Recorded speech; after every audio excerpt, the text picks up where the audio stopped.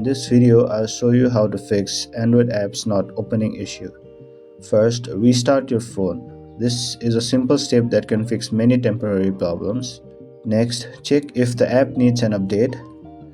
Open Google Play Store and update the app to the latest version. You can also clear the app cache.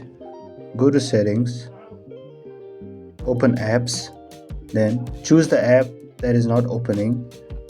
Then tap Storage and Cache, and then tap Clear Cache. If the app still does not open, uninstall it and then reinstall it again from Play Store. Also check if your phone storage is almost full. If storage is low, app may not continue working properly. Delete unnecessary files or apps to free up space. That's how you fix Android app not opening. Subscribe for more simple and clear guides.